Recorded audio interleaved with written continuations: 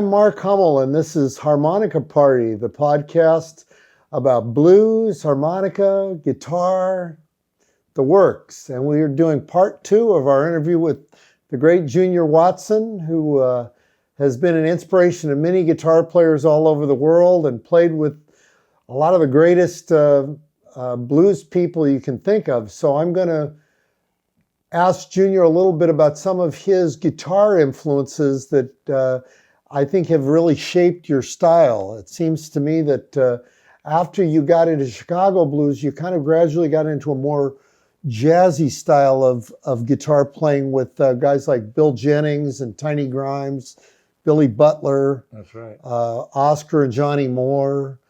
So I'd like you to talk about how you got hip to these guys, because you're really one of the first. I remember when I first heard like Hollywood Fats, and to me your style was very similar to Fats, but then you kind of jumped into this really kind of jazzier style that was very unique at the time, for blues guitar playing. And I want you to tell how you got hip to these guys. Well, as you know, there's not much guitar on Little Walter records. No. As far as solo-wise going, there might be 4 bars of, you can't even really call it a solo, just right. A little fill. So, you got your double shuffles of the backbeat, which is not normal, low down blues, style. Mm-hmm. So I figured, how am I going to learn how to solo this stuff? And then after hearing Tucker talking about Tiny Grimes, that was one of the first records I bought. There was a guy, what was his name? Wow. Rex. And he had a record shop on Bascom Avenue by Hamilton, a little shop, and he had everything. Right. So that's how I figured out how to solo to the rods.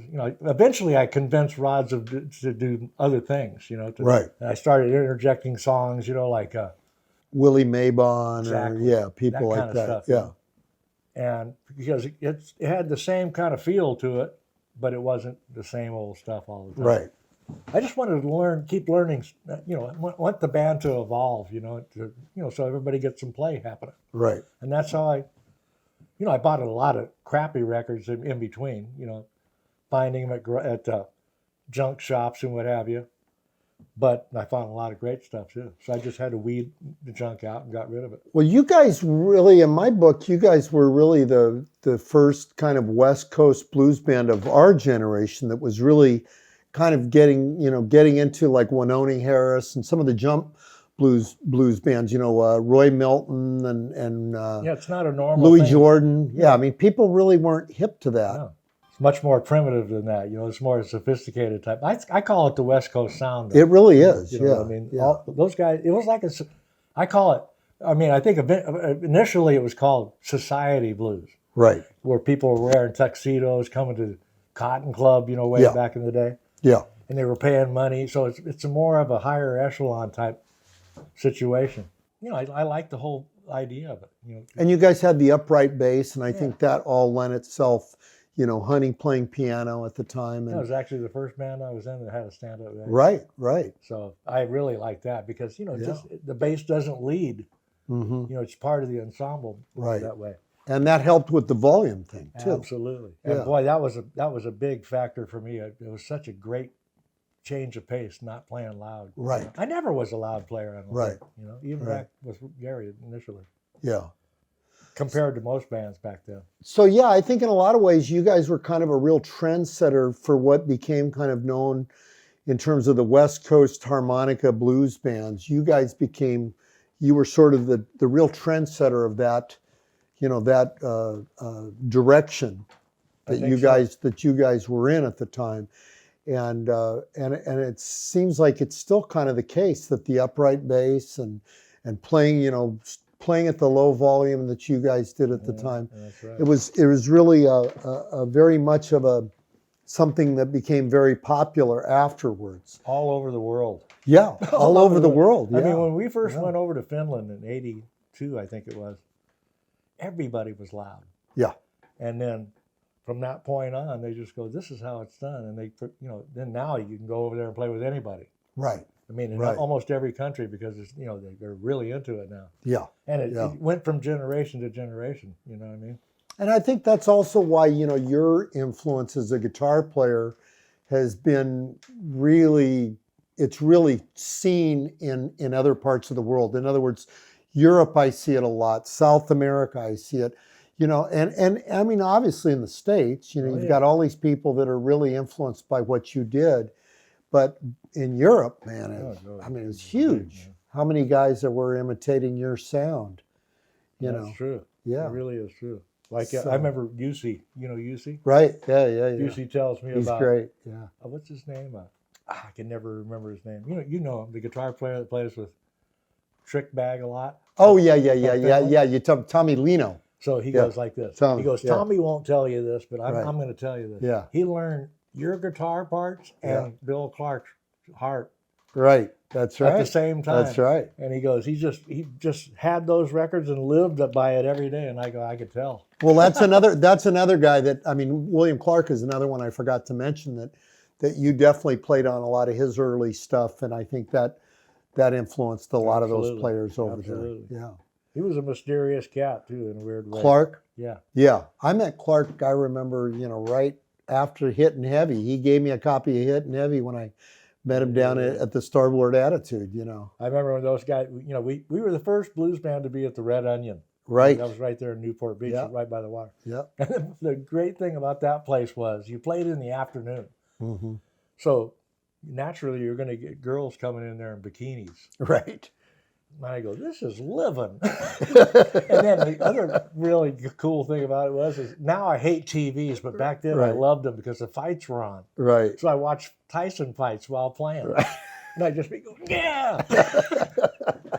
I got a funny story on Billy Campbell, by the way. Yeah. In there. So Bill Campbell, the guitar player. Yeah. Right. So Bill Campbell was in Harmon's band. Harmon's band. And I rented a room there at his place, but Billy was in the living room. And at that time he was drinking pretty heavy, but he'd always want to come down. He couldn't get over, he'd always tell me, he goes, I don't know how you play the stuff that you play without being shit-faced drunk. And I go, I've never been a big drinker, Billy. He goes, yeah, but how do you come up with all this crazy stuff you play? And I go, I don't know. So I go, play something, Billy. And he never wanted to play in front of everybody because he was afraid somebody's going to steal his stuff. Right. So I go, I had the big blonde Epiphone Zephyr Deluxe Regent, and I go, play that guitar. And he goes, nah. So I go outside and I smoke, and I come back, and he's got the guitar on. I go, this is going to be great. So he goes like this. He does one of these scratch counts. I'm sitting at the bar just going, this is going to be cool. So he goes, cha, cha, cha, and the first 4 notes were genius. And then from that point on, was he drunk? Oh, yeah, and open strings and mistakes and everything. But the first 4 bars, I go, this is amazing. This is genius, right? And then I've seen him. I saw him be like that, though, man. So here's the funny part of the story. When he's done playing, he goes and sits at this bar, and I come up and I go, hey, Billy, thanks for playing. He goes, hey, I want you to meet Karen. And she had like a mink stole. I don't know how old she was, but I realized that I came there with Campbell in his car because he lived there with me. And so he goes, hey, let's go. I'm going to go to a hot tub with Karen here. You want to come? And I go, no, three's a crowd. Now you go do your thing. And I realized, I go, hey, just give me a ride home. He goes, okay, come on, man, get in the car. So she goes, stop at a liquor store. So she goes inside the liquor store, and I go, how did you know this girl? He goes, no, I just met her today. And so all of a sudden I go, she's been in there for like 20 minutes now. We've been talking in the car. And he goes, let's go in there.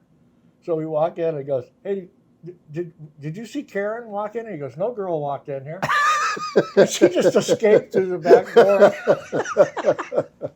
That's great. That was her exit. And he was bummed out. He was just bummed out. That was her exit. That's good. That was it. Yeah, that's one way out of there. Oh, so tell me how you said Tucker turned you on to Tiny Grimes. How'd you find out about guys like Bill Jennings and Billy Butler? Oh, well, Billy Butler I knew from Bill Doggett. Right. I bought a couple Bill Doggett records, and I just go, this guy's great. That's about as good as you could get. Right. Bluesy stuff, with a little arrangements, really cool. Then I met him. Right, in New York. Yeah, at Tramps in Manhattan. And with Charles Brown or something? Yeah. Yeah. So he had Bobby Forrester playing organ and kicking bass, Belton Evans, who plays on all that Showtime at the Apollo stuff, the black Wow. and white clip, that's him. Wow. And then Billy Butler and Charles Brown. And that particular night, he played all horse racing songs. Charles did? Yeah. All these weird stuff. And the funny thing about it is I was outside smoking once again, and Billy Butler, he was short, man. He's about that tall. Right. And he had a gig bag around and he was carrying his amp with one finger, a polytone mini brute. Wow. Right? And I'm looking at the guitar, and it's a Japanese, what do they call it? Sheridan. With a bunch of flowers on the head, but it looks like a 335. Sounded exactly like those old records. Yeah. With a solid state stupid amp. Wow. So, I talked to him for a while, and he didn't like my Esplanadic, but I had the blonde Epiphone. He goes, play the man's guitar, he called it. And I go, I like this mud box, I called it back then, right? And he goes, nah. He goes, those harmonies and stuff, they're junk. He goes, and I go, what did you play on all those records? He goes, Epiphone Broadway, like your guitar. Wow. And I go, with a DeArmond pickup, right? And he goes, yeah, but I had it hot rodded. But I don't think he did. They like to say stuff like that. So anyway, so the show's going. I have it on tape, by the way. Yeah, you gave me a tape of that. It's amazing. Yeah, you gave me a tape of that. So Charles Brown goes, and now we got the great Billy Butler on guitar. We're gonna have him do his great hit, Honky Tonk, and he just went because he didn't want to do it right. He didn't like doing it. So he takes a big swig off his cognac on his head, and he messed it up completely. Did he? But he played so perfect on everything else. Wow, so, that's funny. And he's just like grimacing. And, just didn't like playing that song. Yeah. Yeah, and he gets off stage and he just goes, I hate that damn song. He goes, I played that song 5,000 Well, times. yeah, that's what happens when you have a hit. But he was a nice guy. He really was cool. That's awesome. That's so cool you got to meet him. Oh, I loved it. Now, did you find out about Jennings through him by any chance? or No, I think I just stumbled on a record. Really? I bought an album. Wow. I found it in a thrift shop. Because he's such an obvious influence. When I heard Bill Jennings, I went, "This is who It was his idol." Yeah, I know. I'm saying it was huge influence on you. Me too. Jennings, yeah, just Oh, I love. There was something about his style and just the way he would, the way he would. It's very misleading, his style, because it sounds simple, but it's not. Right. You know what I mean? When you really dive into it. Yeah. I'll tell you something. I had a guy, Dave is his name. I can't think of his last name. And he was the toughest student I've ever had in my life because he made me learn songs. So I don't play any Bill Jennings note for note. Right. But I had to learn these songs, and I go, whew. I'd hate to play these live with a band, because if the band's not playing correctly, it's impossible to play it. Right. It's got to be perfect, But that's how you got a lot of those parts. That's how I got a lot of those parts. I could see that. Yeah. I really did. It was tough. But, I take a little bit from everybody, I tried to find the most obscure guys so nobody knows if you're really messing up. Well, and that's what I dig about what you came up with, is that you kind of came up with this style that was such a mix of guys like Robert Jr., Tucker, Jennings, Tiny Grimes, but at the same time, I mean, I know from us doing sessions and stuff that you can play BB, or you can play, I did that when I was a kid. Yeah, you can play all these different styles, Otis Rush, or even Peter Green when style. I was over in Switzerland with Little Trout, I go, do you remember when you asked me to join your band? And he says, yeah. I go, what did I sound like back then? He goes, man, you sound like a cross between Buddy Guy and Otis Rush. And I don't even remember. Because just that part of my life is kind of like blocked out. Yeah, and it's interesting. I mean, when I listen to, say, your stuff on Blue Bay, because I heard that just the other day. Mazzolini played it on his show. You know what happened on that? Now that you say that, I blew my amp up at the Rhino. Did you? I had a Pro Reverb that I only hooked. I disconnected one of the speakers, so it was like the wrong impedance. Right. It lasted a year, and then black smoke billowed out of it right before that session. And I had to play through one of those white piping twins. Right. That's a twin reverb. That was in the studio, and I hated that amp. But it had a clean sound, as I recall. Yeah, but I just said nothing like my amp. Right. So I was just going, it's like fighting an alligator. Right. So when you were recording with Rod, would you guys be playing at a pretty low volume in the studio? Absolutely. Yeah. Small amps, Yeah, all small amps. On the Chicago. Well, there's pictures. Yeah. Harmon's Masco, tiny little Masco I played on the Chicago Flying Saucer. Oh, record. wow. Yeah. As a matter of fact, that's the first I found Bill a bass in Santa Ana in a pawn shop. We called it Grandpa for $175. Upright? Yeah. Wow. And he never played it before. And that's the first time he ever played on that record. Yeah. He's been playing for 2 weeks. That's incredible. That's like Ronnie James. I remember when There you go. Ronnie James first joined, man, he was like, he I played think that thing Bill's one 2 of the weeks. best there He's is. great. I'm telling you, He's one of the best. awesome, And man. you know what? He reads my mind. Yeah. And we've known each Yeah. other so long. He just That's so cool. can't fool him. Yeah. That's so cool, man. Now, how about, you said you saw Tbone play. Yeah, huh? that was incredible. And that was where, Ziani or something? Or where was it? Chateau Liberté. Right. So Santa Cruz. Yeah. So I see it in the paper, and I got a ride from this girl, right? And I show up, and I'm looking at the drums, and I go, "This is going to be terrible. The drums are all metal." Yeah. But the guitar player, I'll never forget this. This guy drank 17 beers. I counted his glasses. And every time at the end of the song, he'd take a big jug, like drink half of it, and I'm going, Right. this guy's going to never messed up, period. He sounded great. Wow. And he did a great job on rhythm, everything. And the band was actually pretty cool by themselves. But when Tbone got, they played pin drop quiet. And he sat down and he had the ES5. Wow. So he comes up to me, and I'm not going to do it to your leg, but he comes up to me and he goes, "How you doing, young man?" And grabs my leg like that. And I'm going, I was going to get your hand off my leg, but I didn't say it because it was him, right? I go, "You sound great." And he goes, "Well, thank you, young man." He goes, "You play guitar?" I go, "I'm trying." He goes, "Well, keep it up." He goes, "I could tell you have integrity." Wow. And I went, Wow. "Wow." Tbone said That's that. wild. That was it. But he was, Yeah. he sounded great. Wow. He was really something. That's something now. I could never figure his stuff out too when I was Right. a kid. Right. It's just- Now Lowell is the other guy that, I'm sure I remember the one time you came down to our gig in all San those Jose guys that did time. that kind of stuff. Just sabotaging you? Sabotage. Yeah, yeah. So he had a white Falcon, Right. right, with all these switches on it. I never Right. played one. You call me up there, right, and he stands there next to me. I knew I was in trouble when they stand next to you. So he's smiling at me, right? And so I go to play, and the bottom strings don't come out. Only the high strings. So I'm going, what the hell? So I just start flipping every switch, and I finally, because it's stereo, Right. so you could turn the bottom strings off for some stupid reason, right? And then he just goes like this. I finally figured it out after messing up for like 4 or 5 notes. That's He great. still stayed there. Remember that? I don't He remember just that. stays but on stage that's while I'm playing. funny. How did you hook up with Canned Heat that was after Rod, right? Yeah. Well, I gave a notice. I just got tired of it because it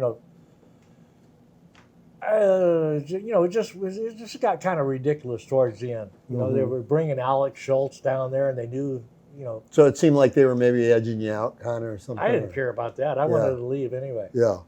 Just wanted to take a break. I just had a kid, Right. and So was that what, 70? No, I mean, 88. 88. It was like right. January of '88. Right. So I pulled Rod aside at Panama Joe's, and I go, "Hey, man," I go, "take your sunglasses off and look me in the eye." And he just immediately goes like that, right?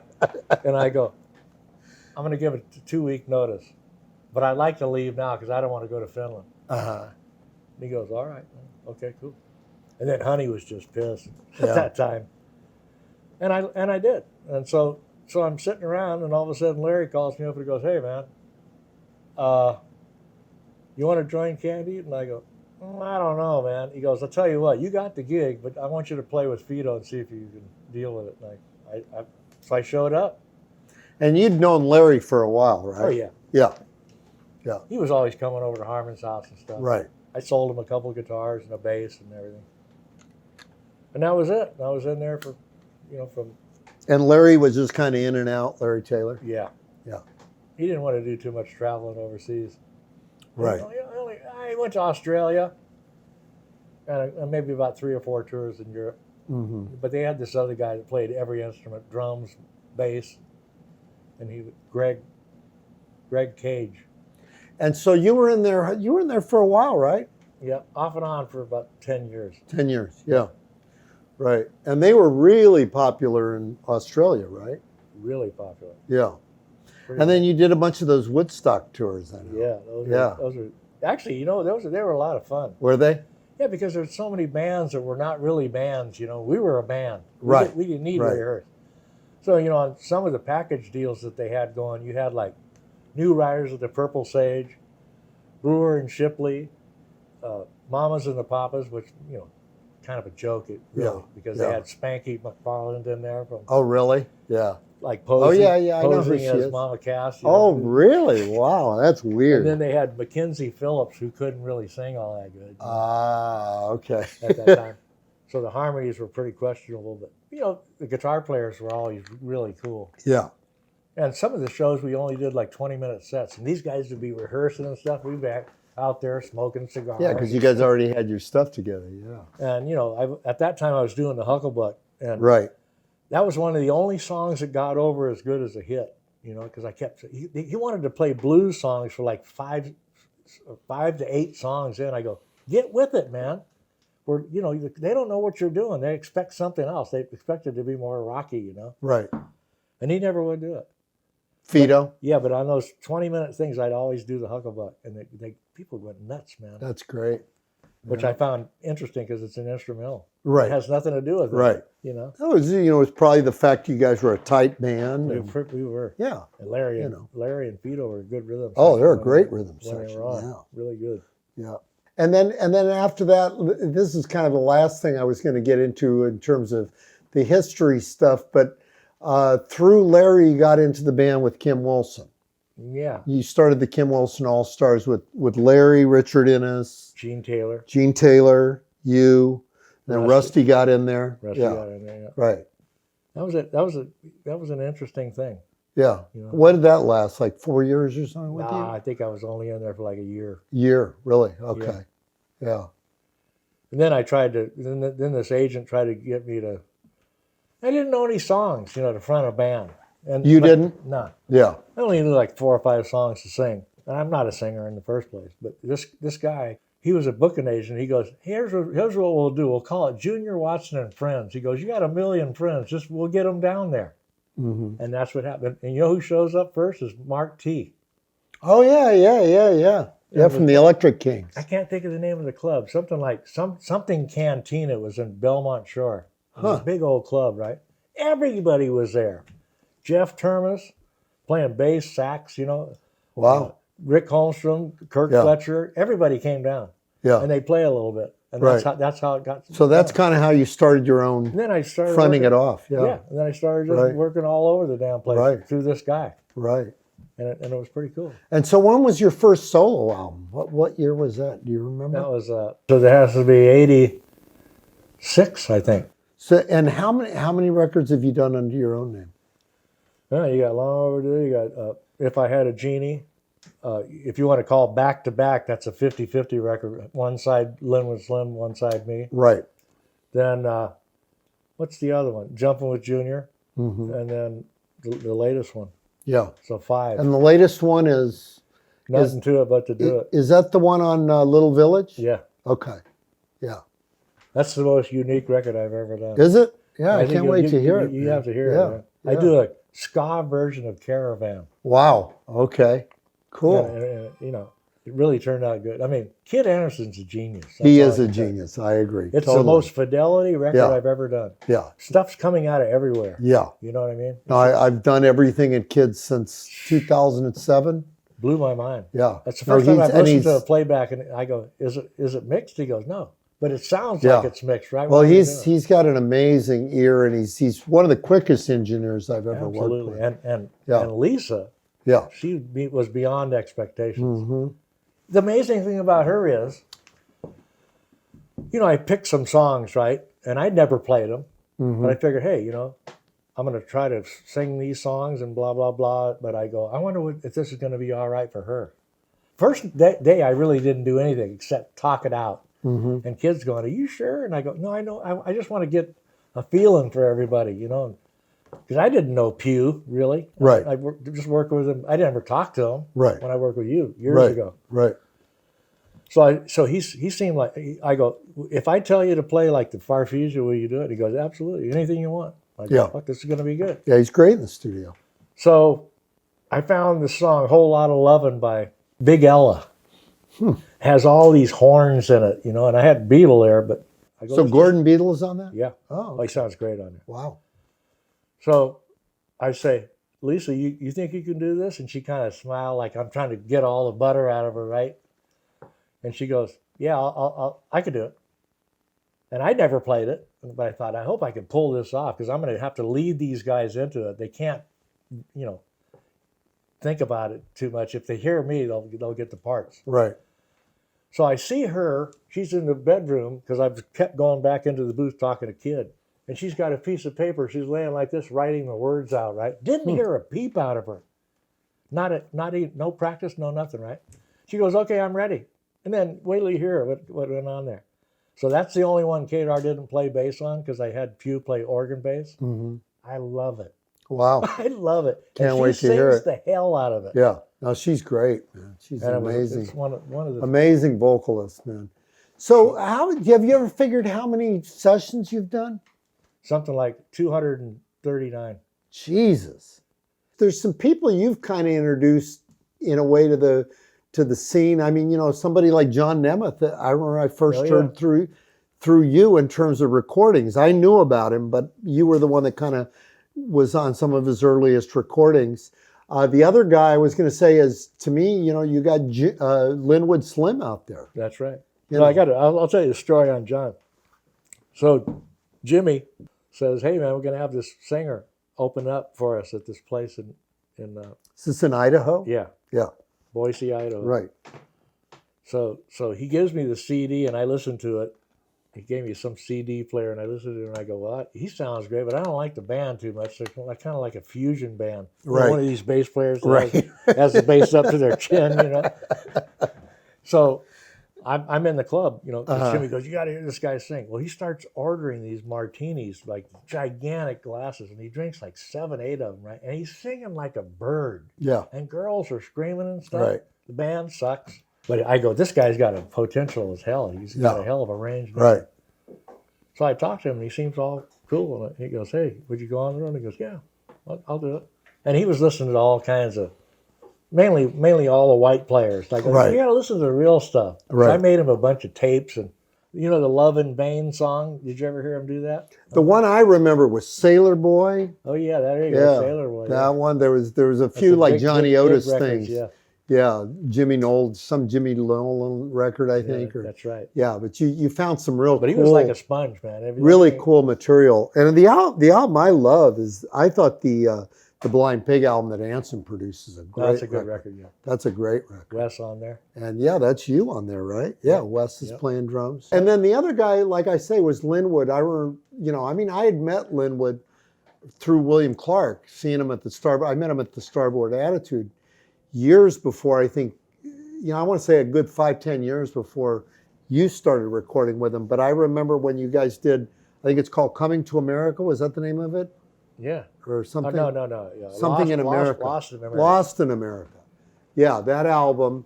And that was 1991. 91. And I remember that album really. He wasn't in California until then. Really? Yeah. Well, he was visiting then when I met him. Yeah, okay. But here's how the whole thing went down. 89, actually. I was in Minneapolis, or actually we were in Duluth. Mm-hmm. So Julius Roeder's there. So with Canned Heat. And she goes, hey, you guys want to hear somebody good? Good friend of mine. I think you're really going to like him. So the whole band went down to this club, and it was this guy, Cool Breeze. You ever heard of him? That sounds Guitar familiar, player.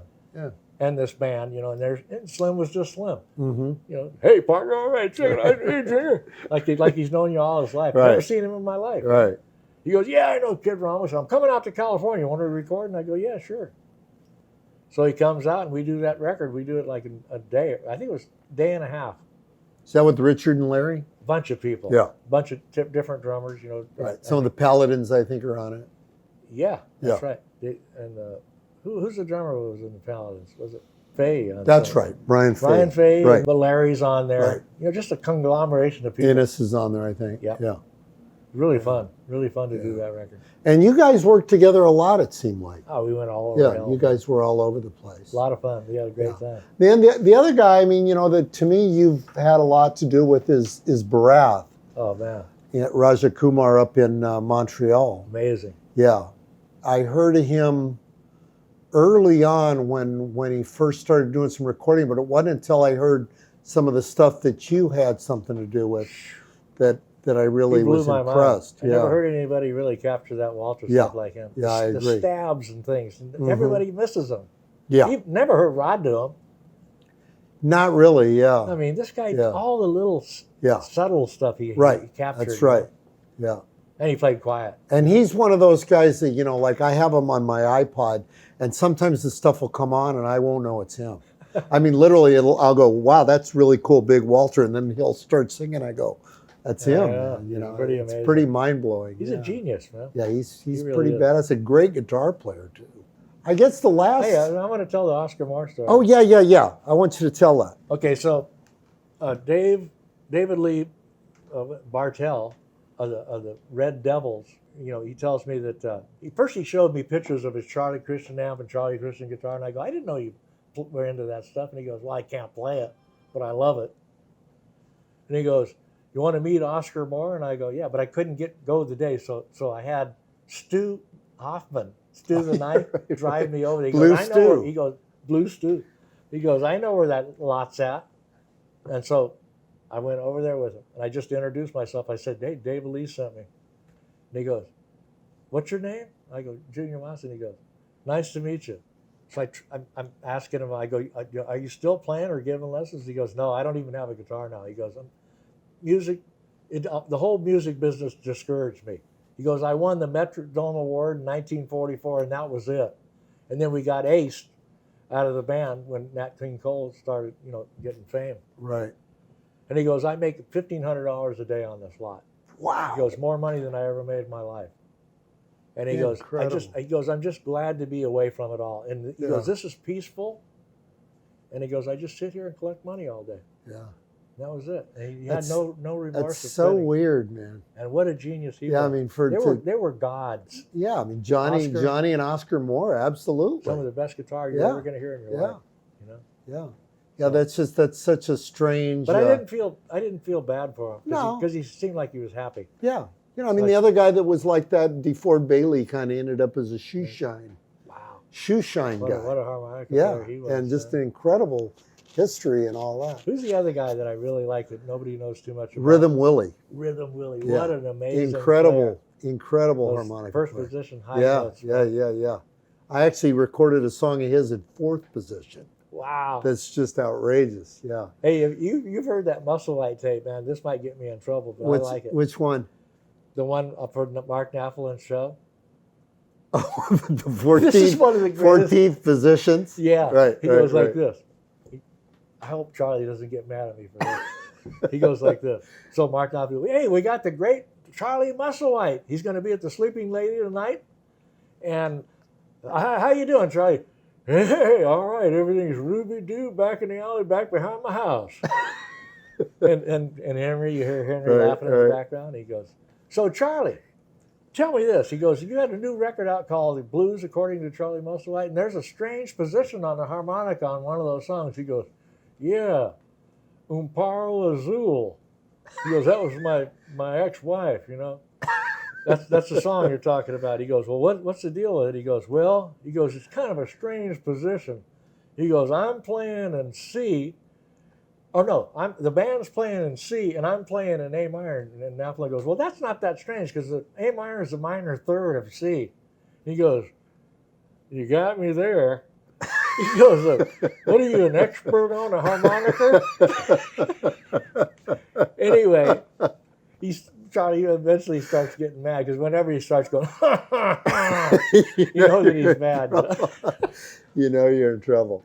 Well, we're going to take a little break here. This is Junior Watson we've been talking to. He's got this brand new CD on Little Village Records. Nothing to it. But to do it. So check that out. And we're going to get back to you right after these announcements and play a few tunes for you.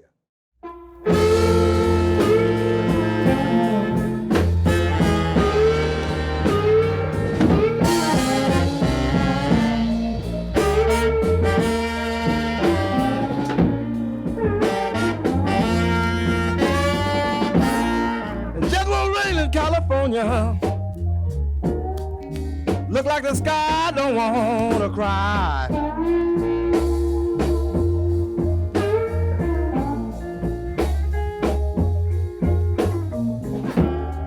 There won't rain in California, y'all.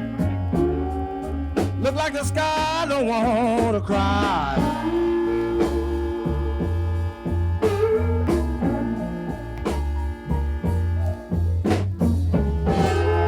And ask the Lord to help us, and please send some rain our way.